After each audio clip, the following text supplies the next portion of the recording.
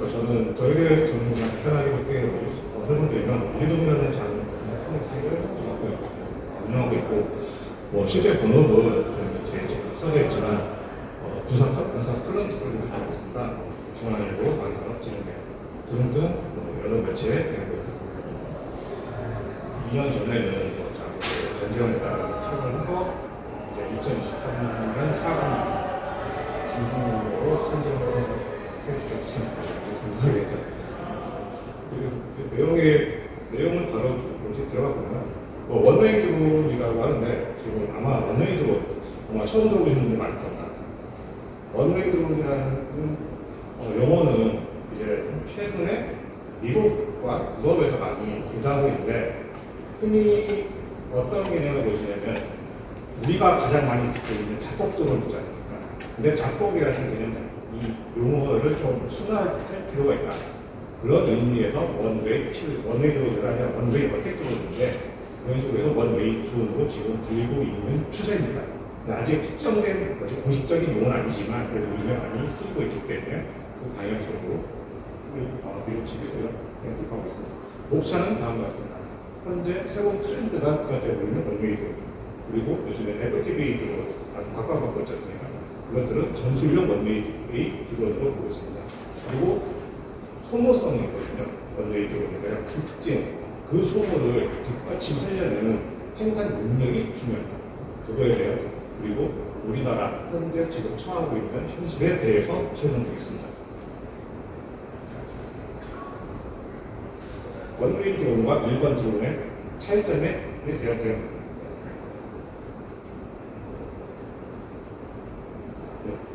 원웨이 드론의 가장 궁극적인 목표는 공격입니다. 결국은 이제 원웨이 어택 드론이기 때문에 기본적으로 예전부터 우리가 많이 사용해왔던 드론은 임무 종료 회수가 목적입니다. 한마디로 재사용이라는 그런 개념이 되겠죠.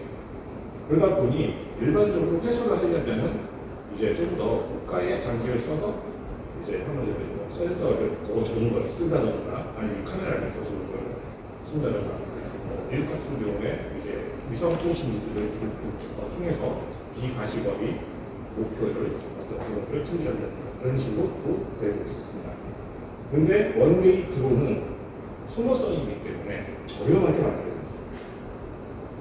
가장 큰 문제가 그 부분이기 때문에 비싸면 안 됩니다. 한마디로 탄약 개념으로 이제는 접근하고 있다는 그런 걸 이제 연결해 주시면 되겠고, 이때 부분 중거리와 단거리 이 부분은 원웨이 어택 드론의 종류에 대해서 말씀드립니다. 중장거리는 레이더 및 지휘소, 즉 장거리에 있는, 먼 거리에 있는 고정시설들 이런 것들을 타격할 수 있는 용도, 그리고 단거리는 최근에 FPV 드론에서 보듯이 차량 또는 도경 이런 목표에 대한 기록들이 가능합니다. 원웨이 어택 드론은 최근에 많이 부각되긴 했는데 실질적으로 가장 처음 만들어진 건 1980년대입니다. 가장 이름 많이 들어보셨던 하피라는 이스라엘 있지 않습니까? 그게 처음으로 알려져 있지만 실제로는 남아공 펜트론사에서 개발한 기술이 로테입니다.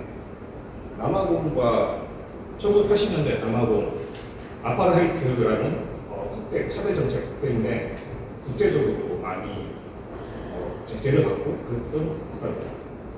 그런데 이스라엘이 유일한 기술적인 돌파구였습니다. 협력 창구였고, 그래서 그 두 나라 간의 협력의 상목이 이렇게 하피로 이루어졌다고 보시면 됩니다. 그러면은 이 원웨이 드론이 이 원웨이 어택 드론이 언제부터 군사적으로 활용이 됐느냐? 아주 그냥 소량 조금씩 사용된 거는 간간히 있어왔습니다. 그런데 이게 본격적으로 사용된 거는 2017년부터 이제 예멘 후티 반도 예멘 내전에 개입한 사우디와 아랍에미리트를 장거리 공격을 하면서 시작됐습니다. 지금 보시면 지금 이 레이더가 보시면 되는데 화시프 그리고 사마드, 이 화시프는 너무나 유명한데 사우디군이 바로 예멘하고 바로 이제 근접돼 있지 않습니까? 그러면 예멘 후티 반군이 사우디의 석유 시설들을 공격을 할 때 상당히 많이 사용한 걸로 알고 있습니다. 밑에 사마드 3 같은 경우는 상당히 거리가 멀리 떨어져 있는 아랍에미리트, 아부다비를 있는 공항을 공격할 때 사용한 걸로 알고 있습니다. 이게 지금 그 드론 형태, 수이사이드 그 드론 거에 대한 적용을 해놓은 건데, 이게 지금 후티, 그러니까 예멘 내전에서 사용되었던 드론들을 지금 분류해놓은 겁니다. 넘버 오브 리코더 이벤트, 그만큼 사용된 것들이 한 870번 이상, 이건 발이 아니에요. 퀘스트입니다. 이벤트. 그럼 여기에서 10발 이상만 사용됐다 하더라도 470번의 이벤트니까 거의 4,000번, 5,000대 가까운 이벤트들이 들어갈 수 있죠.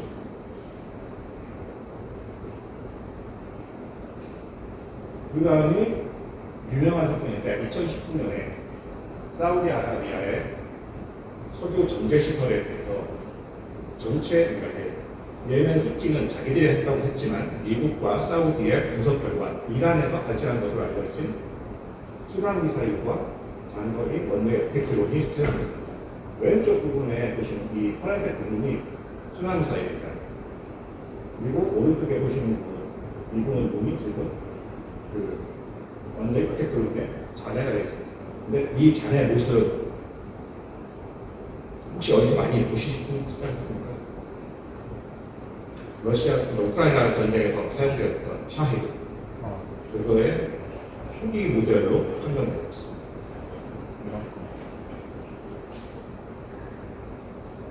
자, 그 다음이 이제 드론에 본격적으로 사용됐다고 지금 널리 알려져 있는 나가르노, 카라바흐, 두제, 아르메니아하고 아제르바이잔이 수십 년간 싸우고 있는 건데, 여기서는 뭔가 이 아제르바이잔이 어떻게 보면 이 드론을 이용한 거의 발익을 교과서적인 모습을 보였습니다. 전쟁 초기에는 이스라엘에서 도입한 화로를 사용해서 아제르바이잔, 아르메니아 군의 코스트를 주로 무력화시켰고, 그리고 오비터 1K라는 이스라엘제 이 채공이 이 원웨이 어택 드론을 라이센스를 생산을 하고 있었습니다. 그렇기 때문에 이것들을 수입에 양에 의존하지 않고 적극적으로 생산을 해서 사용을 많이 했습니다. 그리고 심지어 이 AN2라는 유인 프로필을 유인으로 개조를 해서 이제 저 방공망, 그러니까 아르메니아 군의 방공망의 위치를 파악을 하거나 아니면은 이게 방공망이 없다 그러면 원래 예정했던 목표로 가서 작곡을 시켰습니다. 이것도 보면 어떻게 보면 이제 그 드론으로 전용으로 만들어진 기체가 아니라 민간 기체 또는 군용의 다른 이제 유인 기체를 이용할 수 있는 새로운 사례로서 지금 나온 상황입니다. 이게 비슷한 사례가 지금 중국이 J5나 J6라는 구형 전투기를 퇴역을 시킨 지가 오래인데 아직 버리지 않고 있다는 말이 있습니다. 무인화 시켜서 미국 같은 경우는 이제 표적적으로 썼겠지만 그것들을 무인화 시켜서 소모성 공격 무기로 사용하려고 한다는 말도 있습니다. 자, 그리고 이제 그다음이 요즘에 가장 각광받고 있는 FPV 드론. 자, 전술용 원웨이 드론의 가장 대표적인 사이즈입니다. 이 소형 드론이 전쟁에 처음 사용된 것은 우크라이나 전이 아닙니다. 시리아 내전 당시에 그 이슬람 국가라고 하죠, IS. 이런 그쪽 어떤 이슬람 극단주의자들이 DJI 같은 소형 드론에 유탄이라든지 술탄을 들여다녀서 투하시킨 그런 용도로 먼저 사용을 했습니다. 그러면서 이제 영상에 공개된 건 어떤 거냐면 이라크 군이 운용하던 M1 전차를 위에서 술탄을 투하해서 파괴하는 그런 장면도 있었고요. 직접적으로 FPV처럼 이제 조종을 해서 이제 조립한 그런 형태는 아니었습니다만은 이제 소형 드론이 군사적으로 얼마나 위협이 될 수 있는지 실제로 그때부터 이미 부각이 돼 있었고 실제로 이 군은 그것 때문에 이제 전투 교리라든지 그런 것들을 계속적으로 변화시켜 왔습니다. 근데 우리가 너무 좀 대응이 늦었다는 거죠. 그럼 FPV 드론은 과연 얼마나 피해를 줬을까요? 지금 왼쪽에 있는 도표 같은 경우는 우크라이나 전쟁에서 사용되었던 드론들의 종류별 피해 양상입니다. 이 맨 위에 지금 이 두 번째 도표 보시면 지금 파란색의 FPV 스위스사이드 드론, 이 부분이 점점점 시간이 갈수록 늘어나는 것을 볼 수 있으실 거예요. 이 부분은 2023년도에 대한 통계입니다. 그럼 2024년은 이것보다 더 늘어나겠죠. 그리고 오른쪽에 있는 도표는 이제 그 표적을 무엇으로 했느냐. 우크라이나 쪽에서는 주로 이제 차량 내 러시아군 차량을 노렸고, 러시아군은 우크라이나군의 진지와 보병을 노렸습니다. 이거는 두 군대 사이에 어떤 형태, 그러니까 부대 운영 형태의 차이가 그거과도 조금 관련이 있다고 지금 추측되고 있습니다. FPV 드론은 이제 이미 많이 아시겠지만 저렴한 유동 무기로 이미 정착되어 가고 있습니다. 우크라이나뿐 아니라 지금 중국도 이제 직접적으로 현재 도입을 했고 여러 나라들이 하고 있습니다.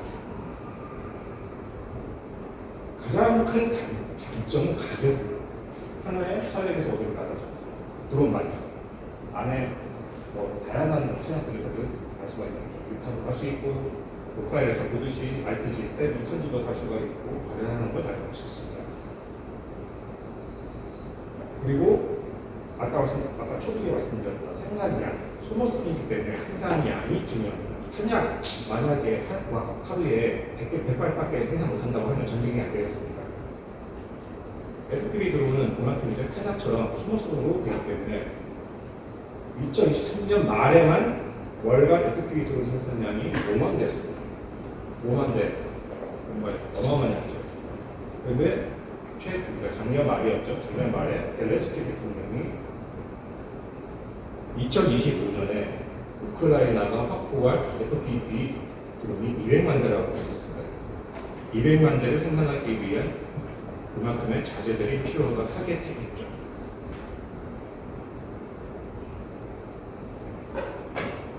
아까 말씀드렸다시피 중국이 운용하고 있고, 그리고 북한도 분명히 운용하고 있을 겁니다.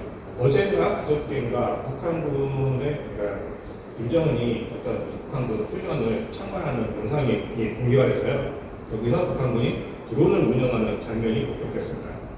근데 거기에 소형 FPV 드론으로 보이는 드론도 발견이 됐습니다. 그러면 이미 우리는 북한군이 FPV 드론의 위협에 이미 직면하고 있다라고 판단을 해야 됩니다. 미래의 일이 아닙니다. 그런데 FPV 드론을 그러면 이제 생산을 해야 되는데 이 생산에 있어서 걸림돌이 있습니다. 소부장, 소재, 부품, 장비. 이 세 가지가 지금 중국에 의해서 전체 세계 시장이 지금 장악되어 있는 지금 상황입니다. 이쪽 부분은 2021년 미국 민간 드론 시장에 대한 시장 점유율 표입니다. 2021년도 하지만 DJI 압도적인 양을 보이고 있죠. 물론 이제 최근에는 미국의 수출 분수 더 수익 금지라든지 그런 것들이 약간 변화가 있긴 했겠지만 기존에 판매됐던 양을 생각을 해본다면 DJI는 중국 드론의 시장 강화는 여전합니다. 그리고 오른쪽 도표는 이 그림은 드론을 구성하는 여러 부품과 기술이 있지 않습니까? 그것들의 처음 시작점이지만 시작점과 현재 어디서 생산되고 있냐라는 그런 흐름입니다. 맨 오른쪽에 있는 부분이 그 빨간색 라인이 중국입니다. 미국, 프랑스, 일본 등에서 다양하게 기술이 시작됐지만 결과적으로 현재 다 지금 중국 쪽에서 생산을 하고 있는 거예요. 그만큼 중국의 지금 시장 지배력은 어마어마하죠. 전 세계의 지금 산업용 드론 시장의 거의 90% 이상을 중국이 차지하고 있습니다. 그런데 중국이 어떤 나라일까요? 히토류, 드론 이것들은 시장을 이미 자기들이 장악하고 있잖아요. 시장을 장악하고 있는 그 강력한 힘은 어떻게 발휘되면 수출을 통제하면은 그게 바로 시장 무기로 사용할 수 있습니다. 히틀러뿐만이 아니라 드론은 이미 2024년 말부터 미국과 유럽 등에 대해서 수출을 금지하고 있습니다. 민수용은 빼고. 근데 군사용에 사용될 수 있다는 우려 때문에 뭐 자기들은 우려라고 하는데 말도 안 되는 소리고. 그러면서 이제 가장 큰 난관에 봉착한 곳이 가장 많이 FPV 드론을 생산했던 러시아가 아니죠. 러시아는 어디까지나 중국이라는 든든한 리베이기 때문에 생산을 걱정할 필요 없습니다. 반대로 우크라이나가 문제가 됐습니다. 우크라이나는 그만큼 많은 드론을 주변 국들에서 공급받았지만 자기들도 생산을 해야 됩니다. 그래서 적극적으로 국산화를 시작했습니다. 이 맨 밑에 지금 보시면 이 부분들이 드론을 FPV 드론을 구성하는 기본 구성품들입니다. 모터 있고 플라이트 컨트롤러, 프로펠러, 모듈 통신 모듈 이런 것들 다양한 것들이 있죠. 근데 우크라이나는 하나씩 접근했습니다. 처음에는 몸체 그리고 플라스틱 그리고 된 프로펠러 이런 것들을 자국 소형 기업들에게 위탁을 해서 생산을 하게 됐습니다. 그리고 이제 이것들을 조사하면서 이 밑에 부분에 있는 이 링크 있지 않습니까? 여기 보시면 이게 지금 우크라이나에서 나오는 밀리터리 리라는 그 뉴스 사이트인데 여기서 봤을 때 한 가지 놀라운 게 있습니다. 2024년 말 중국에서 수입한 프로펠러의 90% 이상이 불량이었다. 이건 한마디로 수출을 통제하는 것보다 더 위험한 상황이 되는 거죠. 짝퉁을 보낸다든가 불량품을 보내면 사용 자체가 되었습니다. 돈은 돈대로 쓰고. 이거는 우리한테도 상당히 중요한 문제입니다. 그래서 결과적으로 우크라이나는 작년부터 비리라는 업체가 FPV 드론을 만들기 시작했습니다. 밑에 보시면 우크라이나 제가 지금 써드렸잖아요. 비행 통제칩 우크라이나 전자기업을 통해서 소규모 소형칩이기 때문에 생산하고 있다고 알고 있습니다. 그리고 모터는 지금 우리나라에서 생산되고 있는 드론 모터이긴 하지만 생산량의 대부분은 현재 국내에서 운용되는 드론의 대부분은 T 모터라는 중국제 모터를 사용하고 있습니다. 그리고 제가 금년 3월에 부산에서 열린 드론쇼 코리아 갔을 때 이제 구매 납품된 국내 회사가 제작한 드론이 있더라고요. 근데 우연하게 거기 모터 하우징을 봤는데 T모터사 제품을 쓰고 있더라고요. 물론 이제 시험적인 용도에서 도입하는 거겠지만 그건 이제 시험적인 용도로 보면 안 되겠죠. 아마 다른 드론들도 거의 마찬가지일 겁니다. 그 부분은 상당히 심각합니다. 그래서 최종적으로 이 미리사가 이 드론을 만들었는데 이 뉴스 기사에 봤더니 교체를 못한 부분이 하나 있습니다. 카메라를 미국제를 모두를 썼는데 가격이 한 거의 5배, 10배 이상 올라가는 숫자가 부족하고 어쩔 수 없이 그래서 중국제 외상 모듈과 렌즈 등을 쓸 수밖에 없다고 합니다. 그런데 그 부분에 대해서 계속적으로 교체를 내려가고 있다고 합니다.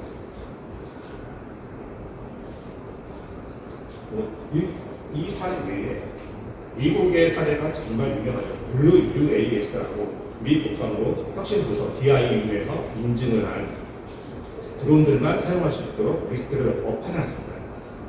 그 사례는 한번 유명하니까 빼고. 그러면 아까 우크라이나가 이제 어떻게 해서 지금 생산을 하고 있는 그런 사례를 말씀드렸잖아요. 근데 그럼 우리는 우리는 지금 어떨까요? 특히 말씀드리면 지금 대한민국 드론 산업은 버블 상황입니다. 드론 산업 자체는 커지고 있습니다. 근데 그 산업의 대부분은 운용이다 보니 생산 부분은 조금 취약한 부분입니다. 이 밑에 부분은 지금 있는 이 목표가 항공안전전 기술원에서 작년에 발표한 드론 산업 실태 조사 보고서에 나와 있는 국산화 내용입니다. 국내산 모터가 19%밖에 안 됩니다. 제일 심한 거는 공체, 배터리 다 심하죠. 중국산에 대한 이게 수입이라고 했는데 거의 중국제로 보시면 됩니다. 제가 아까 원래 올 3월에 드론쇼 코리아 갔다고 말씀드렸는데 드론쇼 코리아가 금년에 갔을 때 해외 관을 만들었습니다. 중국인들 크게. 근데 그 해외 관의 90% 이상이 중국 업체였습니다. 제가 그걸 보고 너무 좀 걱정이 돼서 중국 업체 한 두 군데랑 직접 인터뷰를 해봤어요. 못하는 영어로. 근데 와, 중국 업체들 상당히 적극적이더라고요. 한국 진출 자체를. 그러면서 제가 한번 몇 군데 물어봤는데 그럼 너희들 지금 한국 내 파트너가 있느냐? 했더니 있다고 하는 업체가 거의 절반 이상이었습니다. 그러면 너희들 제품들이 지금 그 파트너의 공급을 돼서 지금 국내 시장에 팔리고 있느냐? 했더니 그렇다고 했습니다. 그렇다면 한 업체가 프로펠러 업체였는데 그 업체 여자 관계자가 저한테 사진을 보여주더라고요. 국내, 그러니까 국산 드론이라고 이제 해서 나오는 제품들 있지 않습니까? 그거에 대한 사진을 보여주는데 국내 납품된 제품들 있더라고요. 사진 중에. 이건 어떻게 보면 우리 지금 뭐랄까 얼마 전에 중국산 CCTV 사건이 있었지 않습니까? 그것보다 더 심각한 얘기가 그거 흘러갈 수 있다는 거죠. 그러면 중국은 어떻게 해서 드론 산업을 키워왔을까요? 우리도 똑같은 전략을 해야 됩니다. 밑에 부분 보시면은 중국의 대규모 드론 산업 단지라고 되어 있는데 상당히 많죠. 그 중에서 이 양대 축은 왕저우와 선전지구입니다. 왕저우와 선전은 뭐 다른 산도 마찬가지지만 중국의 첨단 산업 단지입니다. 그것들이 다 물려 있어요. 그리고 드론이라는 하나의 산업이 아닙니다. 오른쪽에 좀 작긴 한데 여러 산업들이 합쳐진 복합 산업입니다. 플라스틱, 배터리, 방산, 통신 다 전부 별개의 산업들이죠. 중국의 탄탄한 산업 기반이 드론을 발전시킨 운동력이 된 겁니다. 이거는 우리나라도 다 이미 갖고 있는 분야였습니다. 그런데 왜 못할까요? 결과적으로는 가격 때문에 중국의 밀리언 공세, 저가 공세 못 버티고 있죠. 그런데 군에서는 가격으로 빠지면 안 되죠. 자, 그러면은 이제 다른 나라들도 어떨 거예요? 이게는 덴마크의 지금 사례인데요. 아직 덴마크도 양적으로는 생산은 잘 못하고 있습니다. 대신에 드론 산업 자체에 대한 발전은 계속적으로 추진하고 있는데 UAS 덴마크라는 이 센터가 있는데 이 오덴세라는 도시에 위치하고 있습니다. 오덴세는 로마 작가 안데르센의 고향으로 유명하더라고요. 그래서 6월 18일하고 19일에 국제 인터내셔널 드론 쇼가 열립니다. 뭐 그럴 정도로 상당히 유명한 곳인데 거기에는 보면 이제 클러스터 안에 드론 관련 기업 그리고 연구 기반 그리고 대학이 함께 산학연의 클러스터를 이루고 있습니다.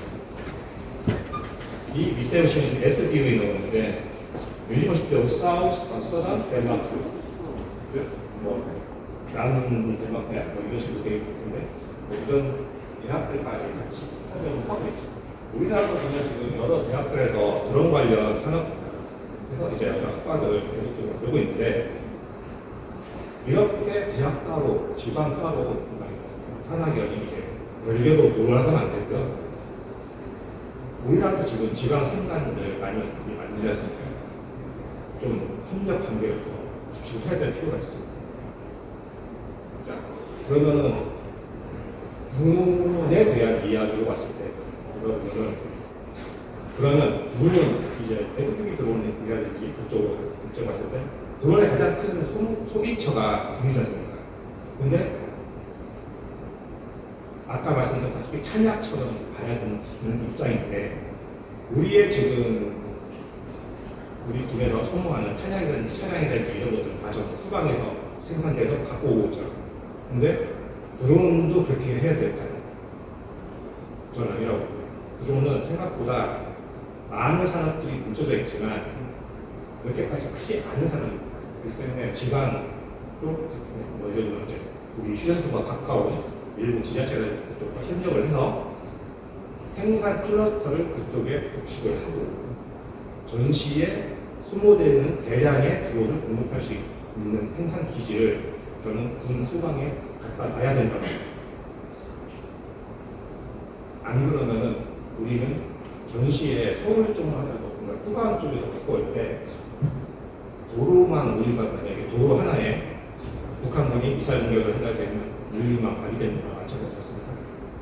그런 소모를 계속적으로 해야 되는데 탄약은 그나마 탄약 창대도 있죠. 군부에.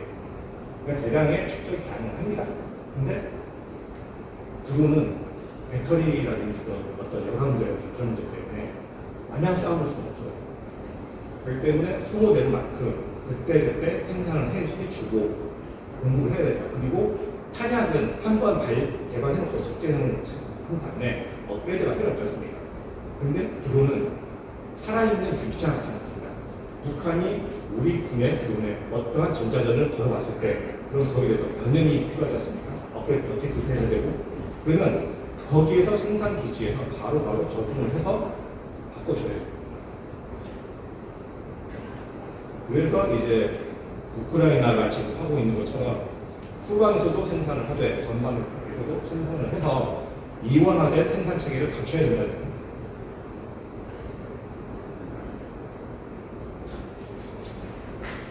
이상으로 좀 부적절해서 말씀드렸는데 실은 이 주제는 군에서 들어야 될 얘기가 아닙니다. 정부 관계자분들이 들어야 될 얘기입니다. 그리고 업계에서 들어야 됩니다. 업계는 왜 드론 산업을 키워야 될까? 그리고 왜 군이 그 분야를 주도를 해야 되는 거에 대한 타당성의 당위성 그 부분을 납득시킬 수 있어야 되는데 여전히 군은 아직까지 소비자이면서도 주도를 못하고 있어요. 왜 우리는 이런 드론이 필요한데 이러한 드론을 언제까지 얼마에 맞추십시오.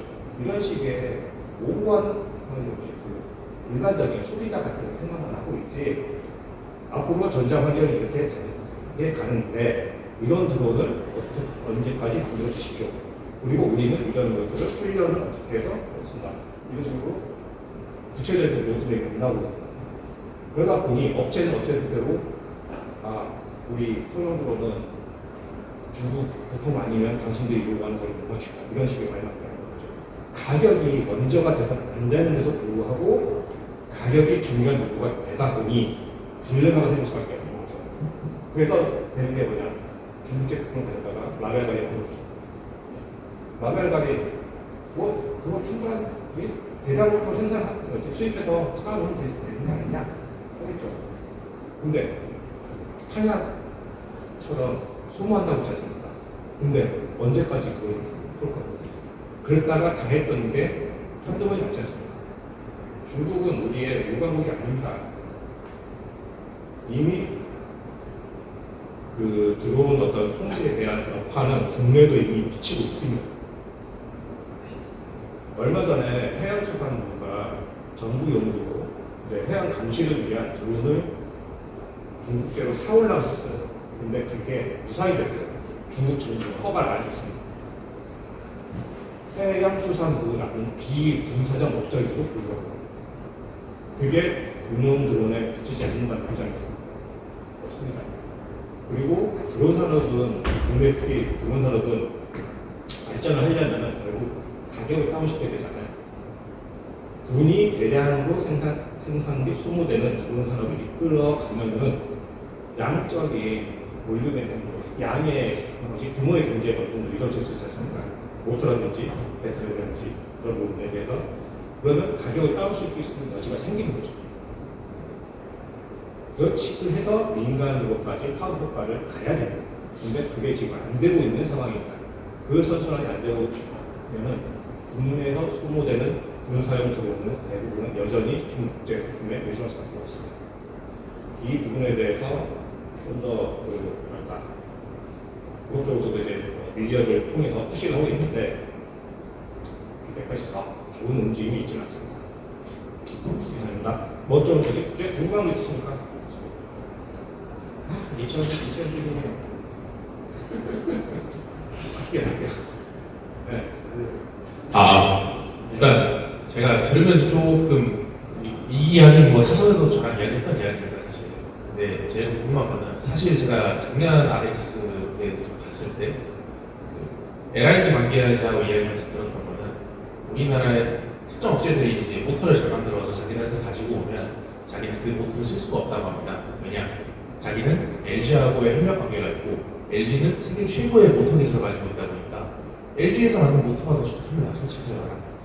그러면 배터리 관련해서 솔직히 좀 생각을 해보면 우리나라 배터리 업체가 3개 정도 있지 않습니까? 대기업 주식에서.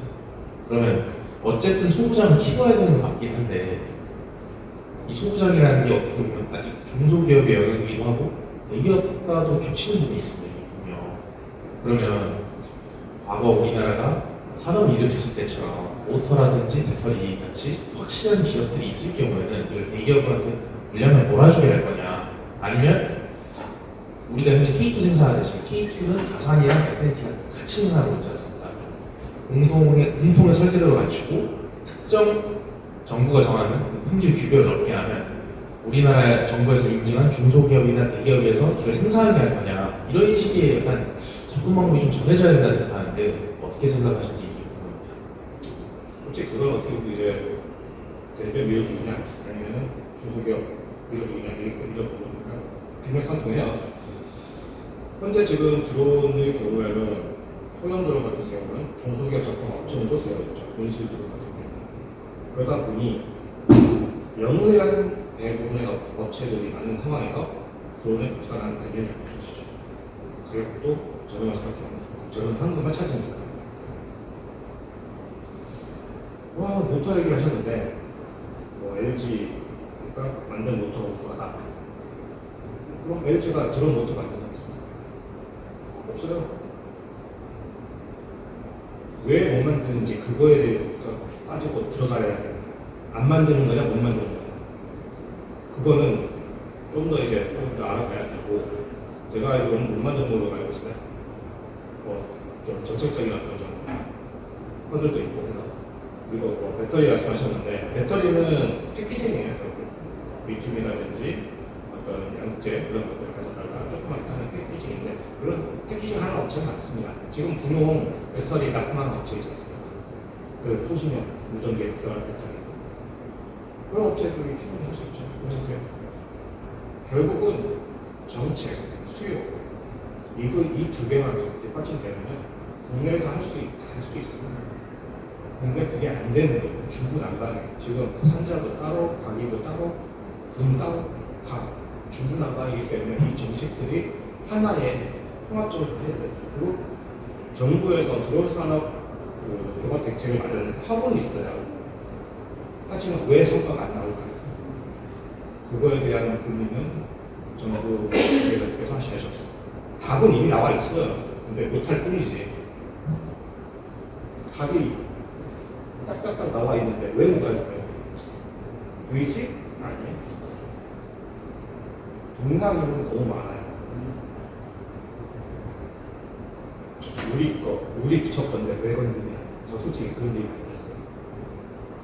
제발 그런 부처 간의 이기주의 그것부터 좀 봅시다. 제가 하고 싶은 말. 네, 그 다음에 저기 충분되는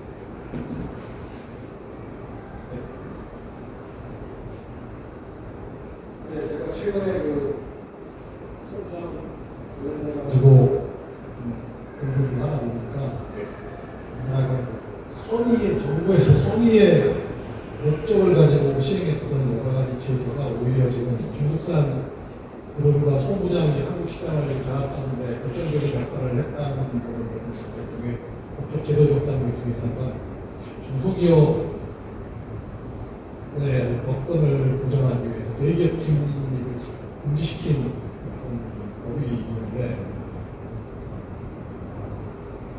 혹시 우리 휴 대표님께서 생각하시는 지금 현재 한국의 드론 소부장 시장에서 우리가 이제 그나마 생태계를 좀 보완시킬 수 있는 가장 중요한 법적 제도 또는 정책적 개선소에 어떤 거라고 생각하시는지. 저 드론을 중소기업들이 생산하는 것 자체가 문제가 된다고 보지는 않습니다. 왜냐하면 중소기업들이 모터를 생산하는 것도 아니고 뭐 하는 것도 아니고 다 다른 회사에 있던 사업입니다. 그럼 결과적으로 왜 생산이 안 되느냐? 단가문제죠. 그러면 우리 정부도 지금 드론 산업을 육성시키기 위해서 국내산 드론을 먼저 사주고 있습니다. 근데 국내산 드론이라고 포장된 것 중에 안을 뜯어보다 보면은 중국제 부품을 사용되는 케이스들이 많다는 거죠.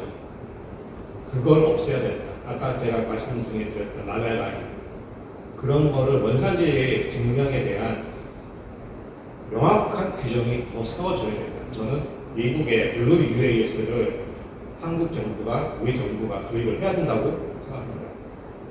안 그러면 중소기업들 솔직히 능력 안 되면 어차피 퇴출시켜야죠. 언제까지 발짓가랑에 붙잡혀야 됩니다. 그 여당 안 되는 사업 따려고 저가 입찰하면서 라벨가리 하면서 그런 거 절대 이제는 없어져야 되고 중소기업 능력 있는 분들이 많습니다. 그런 데들 살려주려면은 명확하게 원산지 규정을 완벽하게 해야 돼요. 그리고 실현제가 이게 최근에 뭐 업체한테 그런 건데 중국이 드론 부품 시장만 장악하고 있는 건 아니에요. 소재 부분 있지 않습니까? 모터의 가장 핵심 겁니다. 자석이죠. 모터에 들어가는 자석을 중국이 통제하게 되면 어떻게 될까요? 피토를 통제하게 되면 우리나라 자석 그만됩니다. 지금 우리나라가 가장 자석을 많이 쓰고 있는 분야가 전기자동차지 않습니까? 전기자동차 자석 피토를 공급 못하면 끝장입니다. 근데 그 업체가 자동차용 모터를 만들어요. 근데 군사용 드론을 하고 싶은데 중국한테 찍히면 그 모터에 필요한 티토를 수입하지 못할까봐 지금 전진공을 하고 있다는 소리를 들었습니다. 실제로 업체 분들한테 직접 들은 얘기입니다. 그리고 이거는 이제 이건 비보도를 말씀드릴게요. 이미 그 업체는 적극도를 만들어 놨습니다. 그럼에도 불구하고 여태껏 공개를 못 하고 있어요. 중국에서. 그런데 이런 거는 정부가 나서서 해결을 해줘야 될 문제예요. 피터를 중국만 생산하고 있는 건 아니에요. 중국의 시장에 이제 대부분을 장악하고 있다 뿐이지 호주도 있고 강남도 있습니다. 물론 가격 경쟁력이 조금 틀리겠죠. 그런 부분은 정부에서 나서서 해결해줘야 돼요. 이건 업체한테 맡겨서는 안 돼요.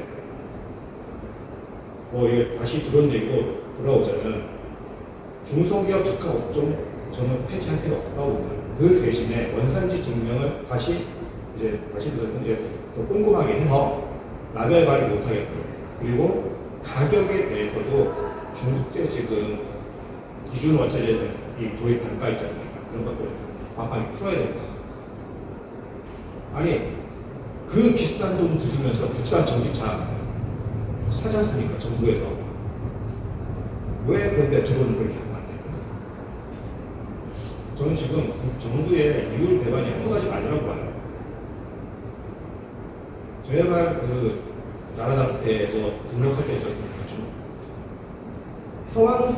국산을 바라면 국산에 맞게끔 가격을 쳐줘야 됩니다. 그것도 안 하면서 드론을 키우겠다고요? 말이 안 되는 거죠. 이 정도 답변이 되겠습니다.